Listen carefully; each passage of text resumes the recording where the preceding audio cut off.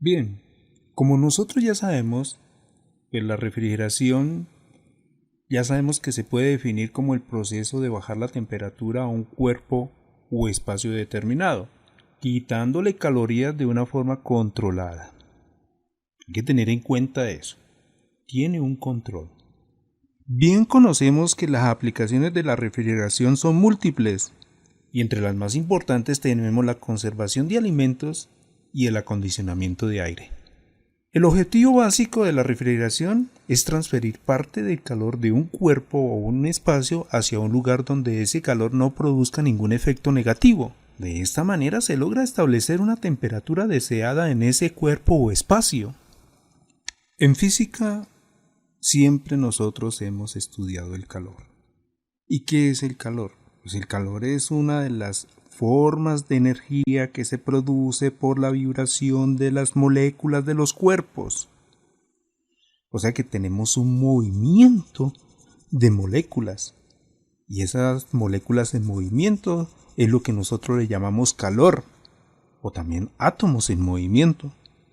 Ahora, la producción de calor es el resultado de la aplicación de una fuerza a un cuerpo, y la energía consumida se transforma en energía que actúa en el interior del cuerpo aumentando su velocidad y distancia molecular.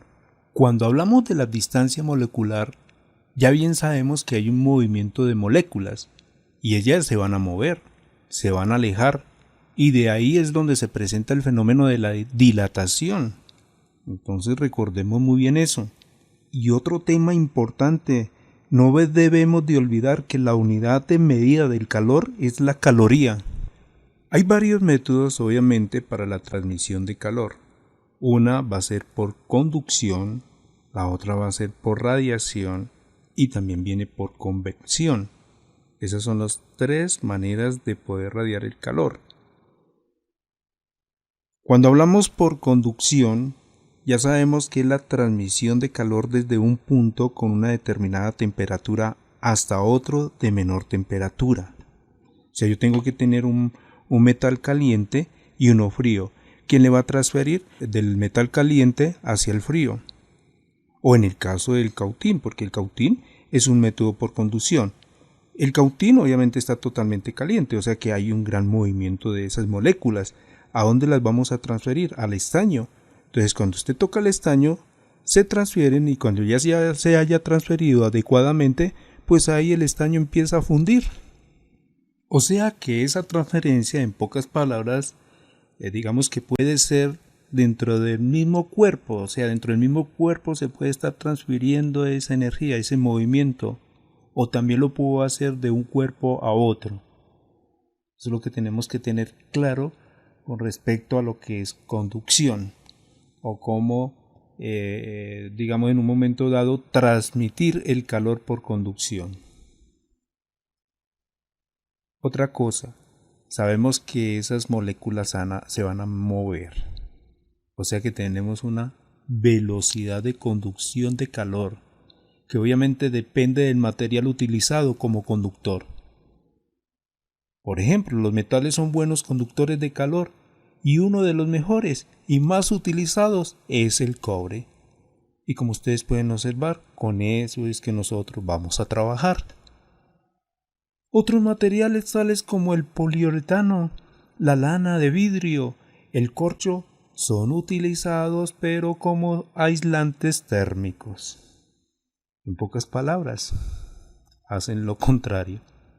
Pero son muy útiles para que el movimiento de esas moléculas no vaya a ingresar dentro del refrigerador. El otro método es por radiación.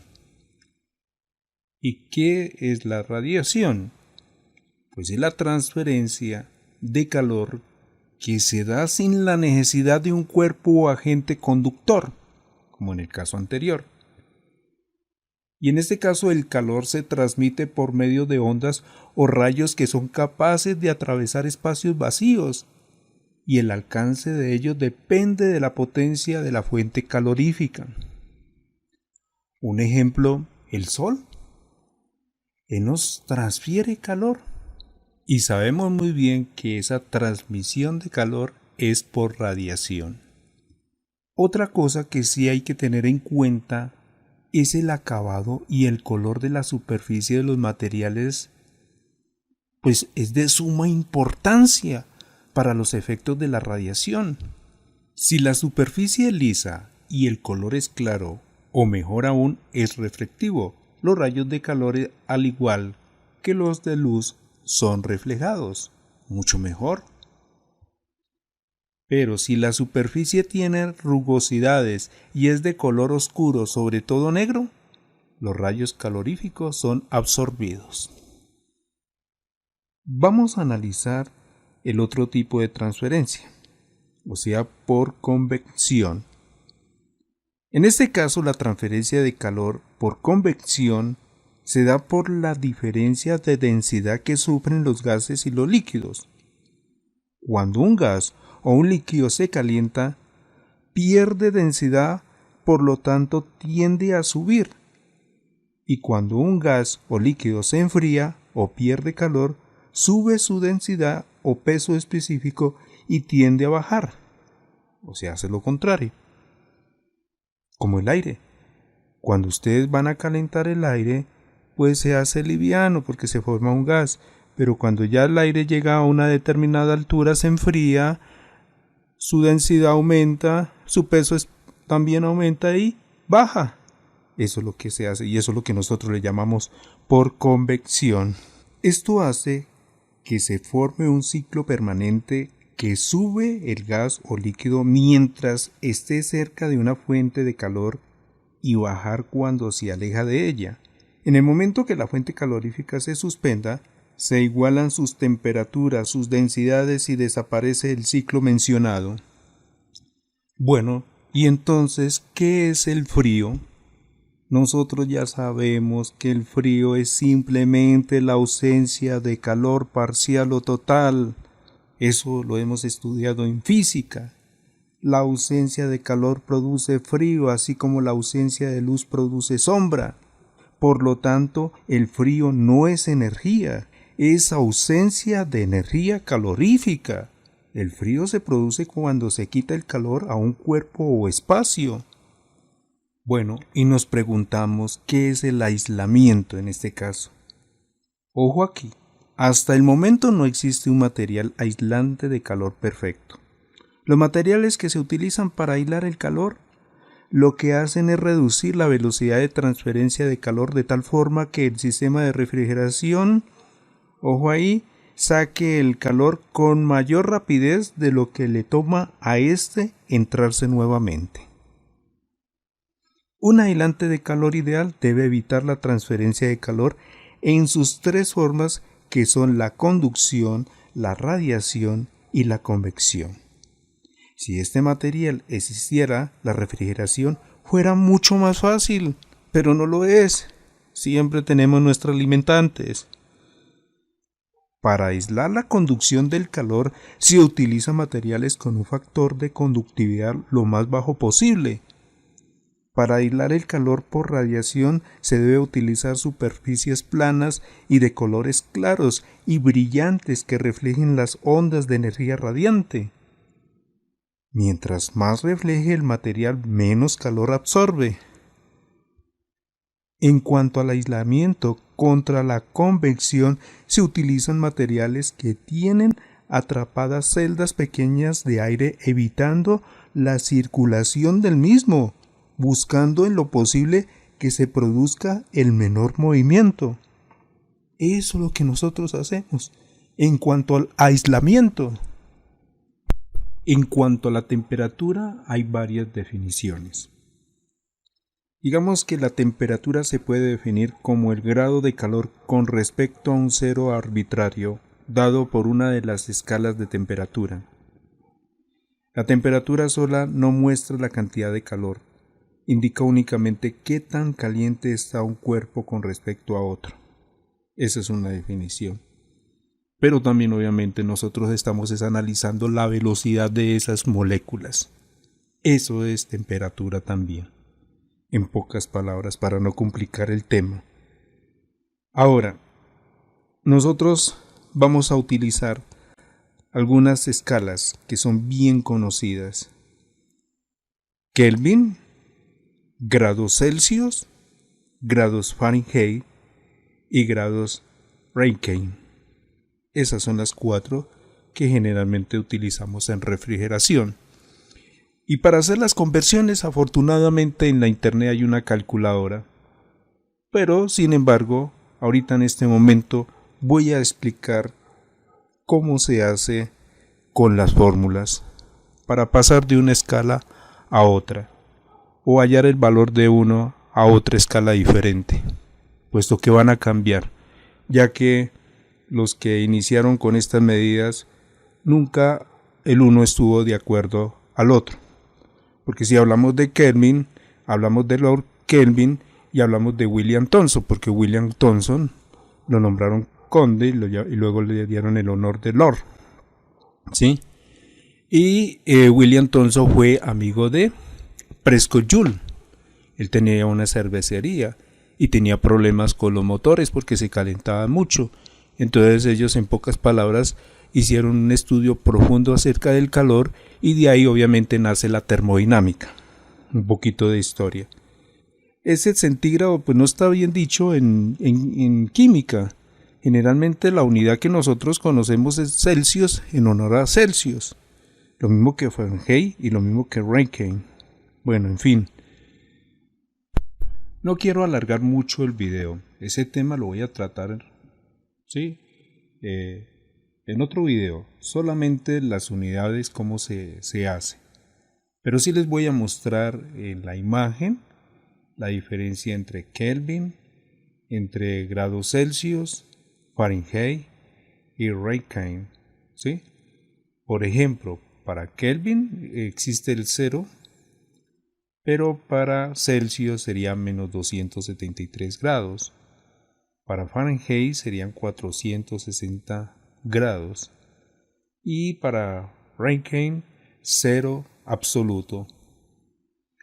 O sea que si yo, digamos, tengo Fahrenheit y quiero llegar a los 0 grados, entonces tendría en este momento 460 grados Rankine, ¿sí? Claro que hay una fórmula también para hallar los otros, pero solamente nos vamos a basar en la imagen.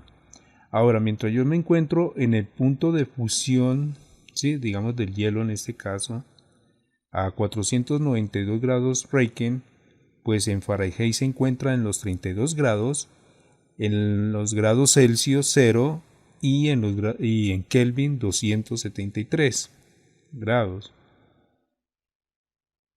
Si analizamos por ejemplo a Kelvin, que tiene 373 grados, en Celsius serían 100 grados, que sería el punto de ebullición del agua, o sea que el punto de ebullición de Fahrenheit son 212 grados. Mientras para Rankine el punto de ebullición serían 672 grados. Ese es el punto de ebullición del agua a una atmósfera, en pocas palabras. Eso es lo que les puedo mostrar. Para las fórmulas, pues obviamente se me va a alargar un poquito el video, aunque hay también temas digamos en YouTube también se pueden encontrar videos, pero sin embargo yo prepararé el tema. En cuanto a la presión atmosférica, pues es la presión que ejerce el aire o la atmósfera sobre la superficie terrestre. El aire es una mezcla de diferentes gases mezclados físicamente, mas no químicamente.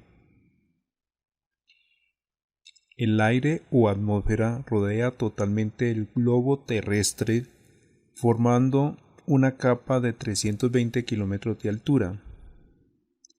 Por lo tanto, la presión de la atmósfera a nivel del mar es el peso de una columna de aire de 320 kilómetros de alto. Esta columna aire ejerce sobre la Tierra a nivel del mar una presión de 1,033 kilogramos por centímetro cuadrado y se mide normalmente por la altura de una columna de mercurio introducido en un tubo angosto de vidrio de 1 metro de longitud y que alcanza una altura de 760 milímetros. Este instrumento se denomina barómetro y a esta medida se le llama una atmósfera. Ahora, en la medida en que se asciende en una montaña, Por ejemplo, la presión atmosférica disminuye debido a que la columna de aire que ejerce la presión es menor. Y aquí empezamos con el otro tema, lo que nosotros llamamos presión manométrica. La presión manométrica es la que se obtiene o se mide mediante el empleo del manómetro, ¿sí? Del instrumento que ustedes tienen, o el instrumento que está diseñado para medir las presiones. Cuando en este instrumento las agujas indican 0, quiere decir que se encuentra a la presión atmosférica. Eso no lo debemos de olvidar. En refrigeración, los manómetros más utilizados son los de tubo de Bourdon, el cual es un tubo metálico aplanado, curvado y cerrado por un extremo. El tubo tiende a enderezarse al aumento proporcional de la presión en su interior, en tanto que con el vacío tiende a curvarse más. Este movimiento es transmitido a una aguja indicadora sobre una carátula debidamente demarcada por libras de presión por pulgada cuadrada, a la cual nosotros conocemos como PSI, o por kilogramos por centímetro cuadrado. Eso depende obviamente del sistema de unidades. Acuérdese que nosotros tenemos el sistema internacional de medida y el sistema anglosajón. Bueno, por mi parte es todo. Voy a dejar esta sección y luego con tiempito estaré enviando más temas sobre esto.